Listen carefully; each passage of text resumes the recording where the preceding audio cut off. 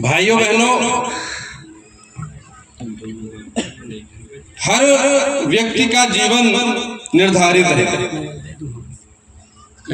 हमारा जीवन प्रारब्ध से चलता है, कब क्या होना है सुनिश्चित है, और जीवन का अंतिम समय भी सबका सुनिश्चित है। अब एक साधारण या नास्तिकता का जीवन जीने वाले व्यक्ति और किसी चेतनावान सद्गुरु के साथ जुड़ करके धर्म कर्म करने वाले व्यक्ति के जीवन में पर्याप्त अंतर होता है। मृत्यु सबकी आनी है, सांस सब ले रहे हैं, चले फिरेंगे सब सारी चीजें, लेकिन एक विशेष अंतर जो किसी भी चेतनावान सद्गुरु से जुड़ने वाले व्यक्ति में एक विशेष अंतर होता है, वह ये अंतर होता है कि उसके जीवन से, उसकी दिनचर्या से चेतना झलकती है। और अगर चेतना ना झलके तो कहीं ना कहीं हमारी इस यात्रा में कमी है, यह मान लेना। उठने बैठने चलने फिरने बोलने बताने हर चीज में एक विशेष अंतर होता है, तेज का अंतर, चैतन्यता का अंतर, वह झलकना चाहिए। वह झलक रहा है तो मान लो कि अपने गुरुदेव से हम अर्थिंग प्राप्त कर रहे हैं। हमारे जीवन में कुछ विशेष जमाने को दिखना चाहिए कि हाँ ये कुछ अलग है, इनकी जिंदगी में कुछ अलग है। क्यों? क्योंकि गुरुजी भी अलग है। गुरुजी को देख करके ही हम लोग सौभाग्य मिला जीवन का, गुरुदेव जी के साथ यात्रा तय करने का। जो पास में उनके रहते हैं उनको और ज्यादा सौभाग्य मिला यत्र तत्र साथ में आने जाने का। देखते हैं कि जो व्यक्ति उनको नहीं भी जानता वो दूर से जाता देखता है तो आंखें फाड़ के देखता ही रहता है कि हाँ कुछ तो बात है इनमें। एक सज्जन अभी कुछ समय पहले गुरुदेव जी के समक्ष मिले, बोले कि इतने वर्ष की अवस्था में भी चेहरे में ये चमक और आंखों में बोले गड्ढे नहीं, महाराज क्या इसका क्या कारण है? तो जब उन्हें वो पता चला कि गुरुदेव जी ऐसे हैं कि 2:30 बजे शुरू करते हैं अपना समय, 2:30 बजे उठ करके पहले योग करते हैं, ध्यान करते हैं, पूजन करते हैं, दिन भर साधना मैं जीवन जीते हैं, तब उसको समझ में आए कि यह साधारण दिनचर्या की बात नहीं, कुछ अलौकिक इनके जीवन में, इसीलिए ये भी अलौकिक है। तो जब गुरु ऐसे होंगे तो शिष्यों को भी तो वैसे ही होना पड़ेगा, और नहीं है तो फिर जुड़ने से मतलब क्या? पूरा सनातन हजारों हजार 10,000 20,000 लाखों साल से जो है सनातन भारत देश में चल रहा, उसका एक ही संदेश है कि योग और क्षेम। इस जीवन में अगर हम भौतिक जीवन जीते हैं, आध्यात्मिक जीवन जीते हैं, तो एक ही उद्देश्य योग और क्षेम शास्त्र कहते। अर्थात क्षेम का मतलब कि हमारे जीवन में जो हमें प्राप्त है उसकी सुरक्षा, उसका जतन, और जो प्राप्त नहीं है, जो पुरुषार्थ करके हमें प्राप्त करना है, वीर भोग्या वसुंधरा, धरती पर भोग के लिए, उपयोग के लिए, और साथ साथ जो भी आध्यात्मिकता प्राप्त करनी है तो योग, उसको पुरुषार्थ करके प्राप्त करना। इन दो चीजों के बीच ही मनुष्य का जीवन होना चाहिए। आप विचार करिए कि आपको जीवन में जो मिला है उसकी सुरक्षा कर पा रहे कि नहीं कर पा रहे, उसका उपयोग कर पा रहे कि नहीं कर पा रहे। अगर नहीं कर पा रहे तो कहीं न कहीं विचार करिए कि परम पूज्य योगीराज श्री शक्ति पुत्र जी महाराज से जुड़ करके भी प्रयास करिए, विचार करिए कि इस प्रकार के साधना क्रम को प्राप्त करके भी विचार करिए कि इस प्रकार से भाव वेशभूषा को धारण करने के बाद भी हम उसका जतन, उसका उपयोग कर पा रहे कि नहीं कर पा रहे। अगर उसका उपयोग, उसका जतन नहीं कर पा रहे तो भविष्य में इन चीजों से जो हमें अलौकिक प्राप्त हो सकता है उसको भी हम प्राप्त नहीं कर पाएंगे।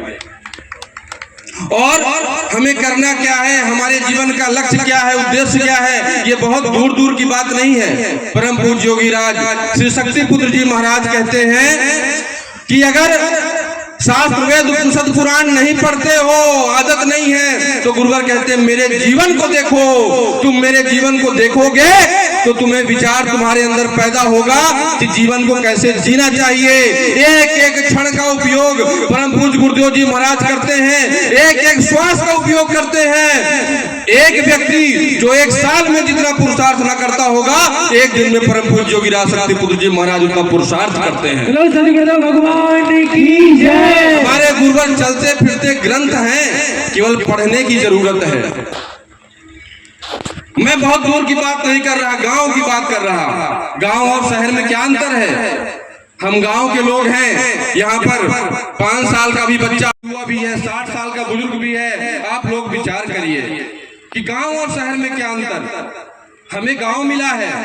मैं वो बात कर रहा हूं कि आपको वर्तमान संवरना चाहिए। सपना देखते देखते तो हम बूढ़े हो जाते हैं और एक दिन मर जाते हैं।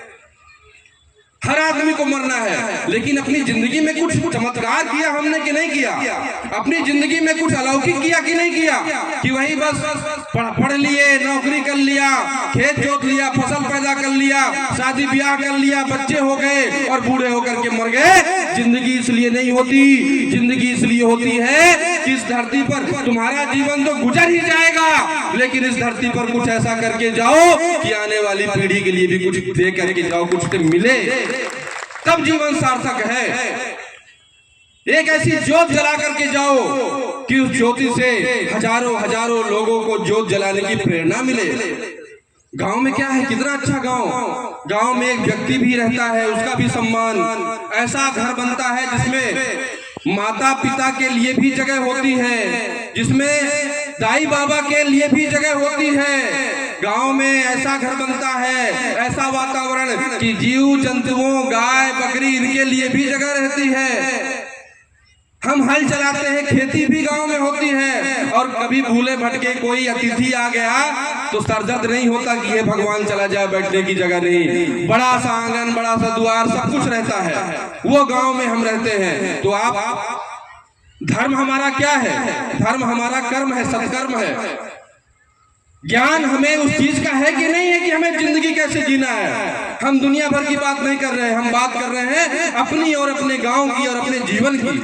आपके घर में, गांव में रहते हुए भी अगर आपके माता पिता आपसे खुशी नहीं है, अगर आपके माता पिता आपसे संतुष्ट नहीं है, अगर उनको झिड़क देते हो, ये बच्चे 50-50 बार, हम जब बच्चे होते हैं तो 50-50 बार एक ही बात को बोलते हैं कि देखिए, देखो देखो वो कौआ जा रहा। फिर माता पिता देखते हैं, हाँ जा रहा। फिर दिखाता है बच्चा, बोले फिर देखो वो कौआ जा रहा। तो माता पिता 50-50 बार, 20-20 बार वही काम बच्चा करवाता है। उस मासूमियत के साथ, उस प्रेम स्नेह के साथ बच्चे को माता पिता बड़ा करते हैं। और अगर आप खुद जब बड़े हो जाते हो और आपके वृद्ध होते हुए माता पिता, आप उनको झिड़कते हो, आप उनको अपमानित करते हो, आपके घर में रह करके आपके जीते जी अगर वो दाना पानी के लिए मोहताज है तो जा करके सर पटक दोगे कहीं भी, आपको कभी भी किसी देवी देवता की कृपा प्राप्त नहीं होगी। हमारा धर्म, हमारा सत्कर्म है।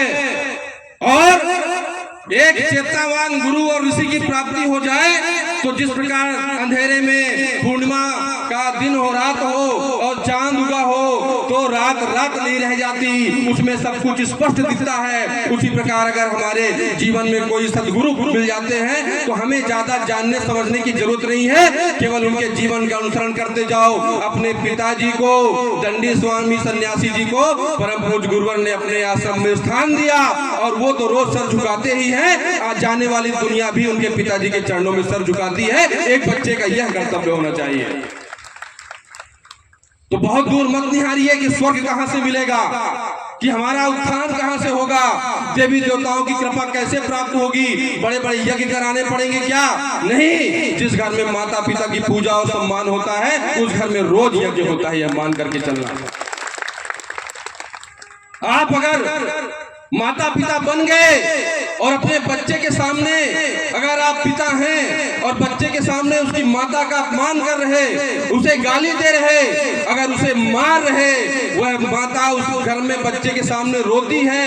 अगर आप माता पिता हैं और आप अपने घर में अपने बच्चे के सामने आप नशा कर रहे, दारू पी रहे, गुटखा खा रहे, तंबाकू खा रहे और बच्चा आपसे सीख रहा है, तो चाहे कुछ भी कर लेना, मंदिर बनवा देना, जाकर के मंदिरों में मूर्ति बनवा देना, दान कर लेना, लेकिन एक बच्चे के लिए उसके माता पिता देवी देवता होते हैं, और हमारे रहते, हमारे कारण अगर हमारा बच्चा नशेड़ी बनता है, अगर कुसंस्कारी बनता है, तो हमारे लिए स्वर्ग में क्या धरती में भी जगह नहीं मिलेगी।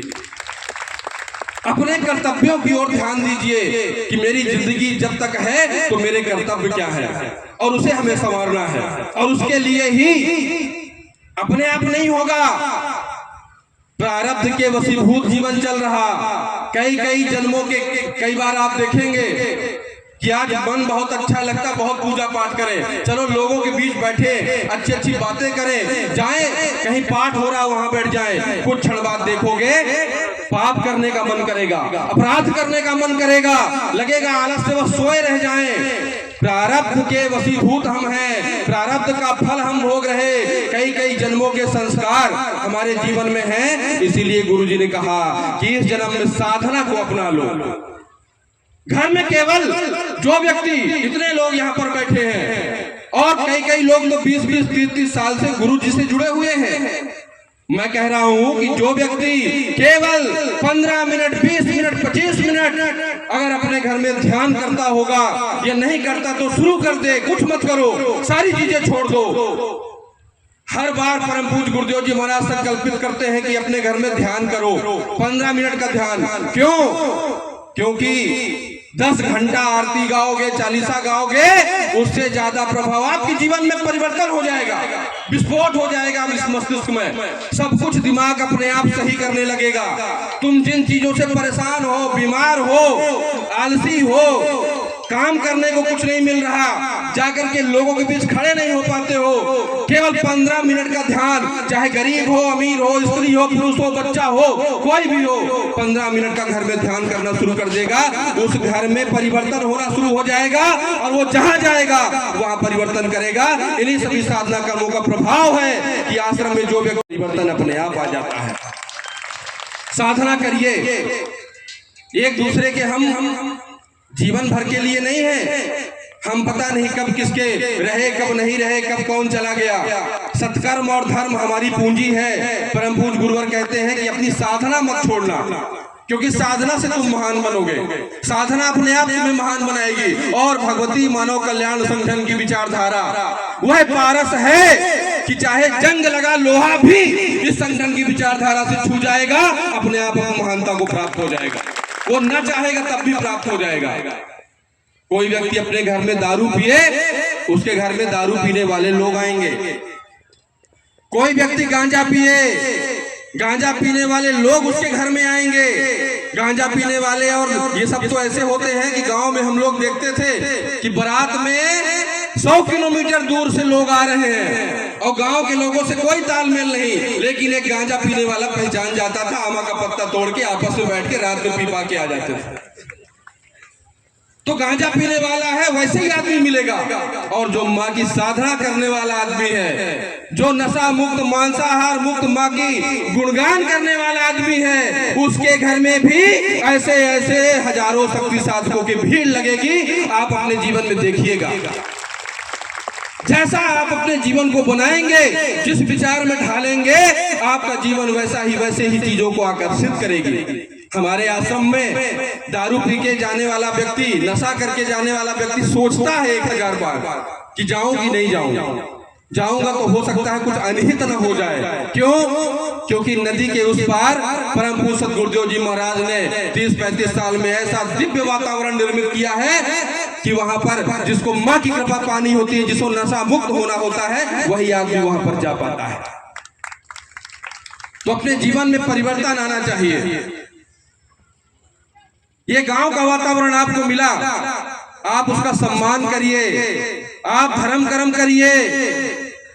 किसी महानगर में जाकर के और प्रचार प्रसार करोगे, 1 महीना करोगे, और उसकी तुलना में गांव में जाकर के 15 दिन, 10 दिन, 5 दिन उतना पुरुषार्थ कर लोगे, उससे ज्यादा परिवर्तन आ जाएगा। क्योंकि गांव की मिट्टी में धर्म कर्म पहले से व्याप्त है। बाजार नहीं है गांव में, शहरों में बाजार है, वहां पर स्वार्थ है, यहाँ पर अभी भी निस्वार्थता है। तो अपने जीवन को धन्य मानिए। हमारे गांव में तो पहले सुबह सुबह 4 बजे प्रभात फेरी निकलती थी, हर गांव में निकलती थी, चाहे हनुमान जी के लिए हो, दुर्गा जी के लिए हो, झंडा लेकर के गांव में कुछ धार्मिक लोग निकला करते थे, प्रभात फेरी देते थे। शुरुआत वहां से होती थी। फिर से शुरू करिए। अभी भगवती मानव कल्याण संगठन गांव गांव में नशा मुक्ति का अभियान चला रही है। हम प्रभात फेरी से ज्यादा जरूरी मानते हैं कि एक व्यक्ति जो जिंदा है अपने होश में रह करके जीवन जिए। अगर वह होश में रह करके जीवन नहीं जिएगा तो ना वर्तमान को संवार सकता है और ना ही भविष्य में कुछ प्राप्त कर सकता है। और आपके नेतागण चाहे दमोह के क्षेत्र के हो, सागर संभाग के हो, चाहे मध्य प्रदेश के हो, चाहे भारत देश के हो, नेतागण यही चाहते हैं कि जैसे चलता आ रहा है वैसा चलता रहे। तुम अपने होश को कभी प्राप्त ना कर सको, तुम्हारे घर में इसी तरह अन्याय होता रहे, तुम्हारे घर में माताओं बहनों को दारू पी करके आदमी मारता रहे, तुम वोट देने जाओ तो पौवा पी करके जाओ, तुम्हारा दिमाग काम न करे क्या सही है क्या गलत है, एक बोतल दारू में तुम अपना जमीन बेच दो। ये नेतागण यही चाहते हैं। इसीलिए जबकि वो जानते हैं महिलाएं इतना आंदोलन कर रही, उनको पता है कि घर घर में दिक्कत है, तो जब दिक्कत है तो उसको समाप्त करो, और ये नहीं कर पा रहे। इसीलिए भगवती मानव कल्याण संगठन मानता है कि इस धरती पर सबसे ज्यादा जरूरी है तो व्यक्ति का नशा मुक्त होना जरूरी है।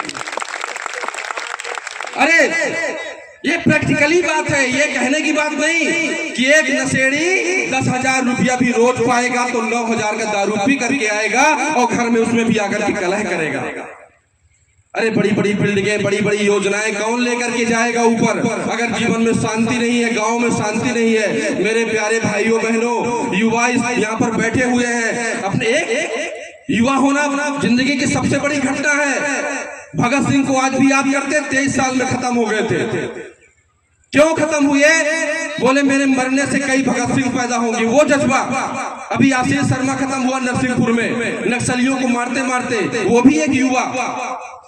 ऐसे हजारों युवाओं से हम प्रेरणा ले सकते हैं। नहीं पता तो गूगल कर लो कि भारत देश में कितने युवाओं ने देश धर्म राष्ट्र की रक्षा के लिए अपने जीवन को समाप्त कर दिया।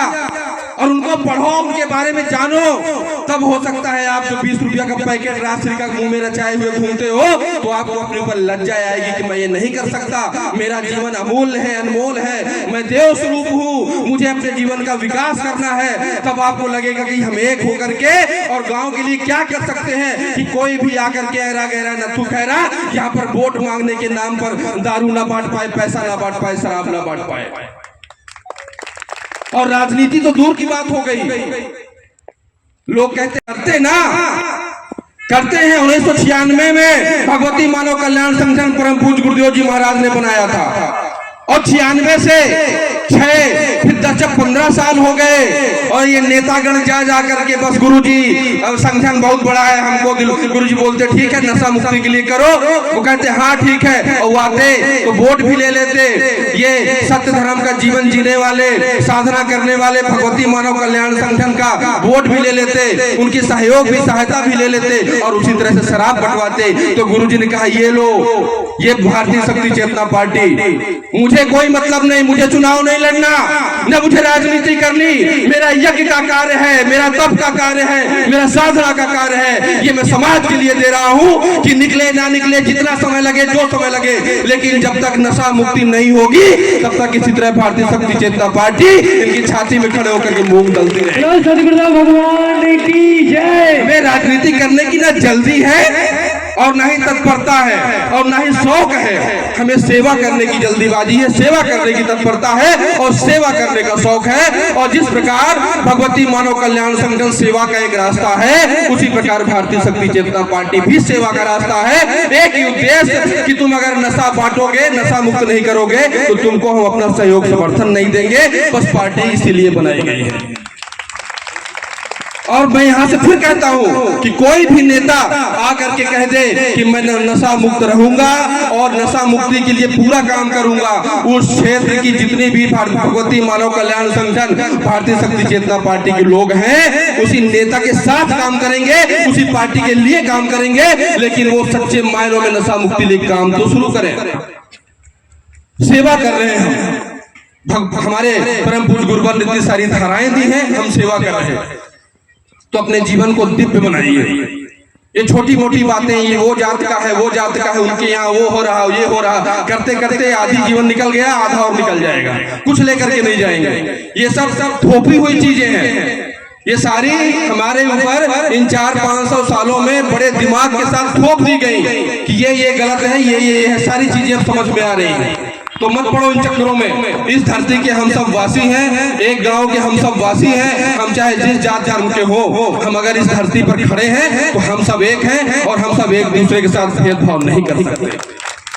क्या अंतर रह गया दूसरे में और हम में? तो परम पूज्य गुरुवर के हम शिष्य हैं, हर समय याद रखना और अपने जीवन को दिव्य बनाना। अपने जीवन में रोज 15 मिनट का ध्यान और मंत्रों का जाप, ये सारी चीजें रोज करो। 24 घंटे में 1 घंटा दे दो केवल। अपने आप आपके दिमाग में सब कुछ सही आता चला जाएगा कि क्या सही है क्या नहीं है। और दमोह जिले पर परम पूज्य सद्गुरुदेव जी महाराज का विशेष आशीर्वाद हमेशा बना रहता है। विशेष चिंतन के पात्र आप लोगों ने स्वयं को बनाया है, उस रास्ते को आप लोगों ने तय किया है। और नशा मुक्ति का अभियान बंद नहीं होना चाहिए। गांव-गांव जो चल रहा, जिला मुख्यालय में अभी तक तो कई रैली निकली है संगठन पार्टी की। नशा मुक्ति को लेकर के इतना बृहद और विस्तारित एक रैली निकाली जाएगी कि इनके सबके कान अपने आप खड़े हो जाएंगे कि अब संगठन अब दूसरा रूप धारण कर रहा। अभी तक अनुनय विनय के साथ हम कर रहे हैं नशा मुक्ति के लिए, आगे और देखिएगा क्या क्या होता है। अगर इन सरकारों ने ध्यान ना दिया तो भगवती माता आदि शक्ति जगत जननी जगदम्बा एक हाथ से आशीर्वाद दे रही और 9 हाथ से उन्होंने अस्त्र धारण किया हुआ है कि अनित्य अन्याय धर्म का विरोध करके ही। बोलो सतगुरुदेव भगवान की जय। और भगवती माँ और गुरुवर की ऊर्जा काम कर रही है। बस ईमानदारी के साथ काम करने की जरूरत है। हमारे जीवन में कोई दाग नहीं है तो विचारधारा को कोई भला बुरा कह नहीं सकता। इसी तरह से गांव-गांव में आप लोग जन जागरण करते रहे, परम पूज्य सद्गुरुदेव जी महाराज का आशीर्वाद प्राप्त करते रहे। जीवन आते जाते निकल जाता है, हमारे हाथ में कुछ नहीं, जो होना है हो करके रहेगा। हाँ, अर्जुन ने भी यही कहा, लेकिन कृष्ण भगवान ने कहा कि जब मैं खड़ा हूं, दूसरे के जीवन में जो होना है होकर के रहेगा, लेकिन तुम्हारे साथ मैं खड़ा हूं तो मैं जो चाहूंगा वो होकर के रहेगा और होकर के रहा। इसी तरह अगर आप गुरुवर को मानते हैं तो यकीन मानिए, अपने आप को बस पात्र बनाइए। आपके माध्यम से ऐसी ऐसी चीजें होंगी जो इस दमोह जिले में लोगों ने सोचा भी नहीं होगा। मैं बहुत बहुत शुभकामनाएं देता हूं आप सभी लोगों को। आप लोगों ने मिल करके देखिए चमत्कार क्या होता है। एक बच्चा भी पैदा हुआ है, भला किसी गांव भर में बरहों के कार्यक्रम और बच्चे के होने के उपलक्ष्य में हमारे हमने भी गांव में देखा है, लोग कार्यक्रम कराते हैं, भला ऐसे गांव भर के लोग आ जाते हैं, रिश्तेदार आ जाता है, लेकिन 50 गाड़ियों को लेकर के हजारों गुरु भाई दूर दूर से आए। वह चेतना का प्रभाव है, विचारधारा का प्रभाव है, परम पूज्य गुरुदेव जी महाराज की यात्रा का प्रभाव है। इन घरों में जब बच्चे पैदा होंगे तो उनके जीवन से ही वो चीजें जुड़ती चली जाएंगी जो हमें 30-35 साल में हो सकता है मिला होगा। तो कभी भी निरर्थक नहीं जाएगी विचारधारा, उस पर चलना निरर्थक नहीं जाएगा। तुम हो सकता है चाहते इधर हो, मिलता इधर हो, लेकिन मिलेगा जरूर, यह ध्यान रखना। आने वाले 22-23 जनवरी को जो शिविर होना है आश्रम में, उसके लिए एक बार और प्रयास करिए। परम पूज्य गुरुवर ने ये जो स्थापना दिवस में शिविर दिया है पूरे दमोह जिले में, अभी तक जो लोगों को नहीं ले जा पाए हो, आपके संपर्क में आने वाले लोगों को, चाहे कोई भी हो, कोशिश करिए 2-2, 4-4, 5-5 लोगों को। वह पहला शिविर है जो स्थापना दिवस में हो रहा है, बहुत महत्वपूर्ण शिविर है। उसमें कोशिश करिए, आप तो पाते ही हैं, एक बार लेकर के जाइए लोगों को वहां पर, गुरुवर से वह कृपा आशीर्वाद दिलाइए जिससे आपके घर में परिवर्तन हुआ है। बच्चे को बहुत बहुत हार्दिक शुभकामनाएं देता हूँ। आपके घर में इसी तरह खुशियां बरसती रहे, माँ गुरुवर का आशीर्वाद प्राप्त होता रहे, बच्चा यशस्वी हो, इसी प्रकार जन कल्याण आत्म कल्याण के मार्ग पर बढ़े और अपने घर के साथ साथ अपने जिले का भी नाम रोशन करे। मैं माँ गुरुवर के चरणों में यह प्रार्थना करता हूँ, निवेदन करता हूँ। इन्हीं सभी शब्दों के साथ आप सभी से जय माता की जय।